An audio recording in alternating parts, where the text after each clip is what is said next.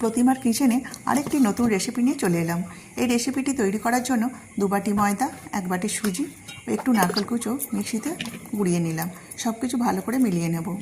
ওই বাটিরই মাপে হাফ বাটি তেল দিয়ে দিলাম। তেলের পরিবর্তে আপনারা ঘিও ব্যবহার করতে পারেন। এইভাবে মেখে নিতে হবে। 1 বাটি চিনি, একটু জল দিয়ে একটু ঘন রস করে নেব।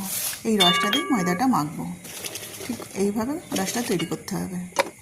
এইটা দিয়ে কিন্তু ময়দাটা আমি মাখবো। খুব পাতলা কিংবা খুব শক্ত করে ময়দাটা মাখলে হবে না। আমি যেমন করে মাখছি ঠিক এইভাবেই মাখতে হবে। ওপর থেকে একটু তিল ছড়িয়ে দিলাম। তিল আর নারকেলের টেস্টটা যখন মুখে পড়বে না, খুব সুন্দর লাগে। ময়দাটা আমার মাখা হয়ে গেছে, দেখুন ঠিক এইভাবে মাখতে হবে। এবার ময়দাটা একটা ভালো করে শেপ দিয়ে দেবো। আমি চৌকো আকারে শেপটা দিচ্ছি। আপনারা যে কোনোভাবেই এটা করতে পারেন, যে কোনোভাবে ডিজাইনটা করতে পারেন। আমি একটু লম্বা লম্বা ও একটু চৌকো চৌকো কেটে নিয়েছি। এবার এক এক করে এগুলো ভেজে নেব। ভাজার সময় কিন্তু আঁচটা খুব বেশি দিলে হবে না, একদম লো ফ্লেমে এটা ভাজতে হবে। বেশি আঁচ দিলেই এগুলো বিস্কুটগুলো খুলে খুলে যেতে পারে। আর খুব হালকা হাতে এগুলো নাড়তে হবে। এক এক করে আমার সব বিস্কুটগুলো ভাজা হয়ে গেছে। দেখুন কত সুন্দর হয়েছে, কতটা সুন্দর হয়েছে, দেখলেই কিন্তু খেতে ইচ্ছা করবে। একটা ভেঙে দেখাই কতটা খাস্তা হয়েছে।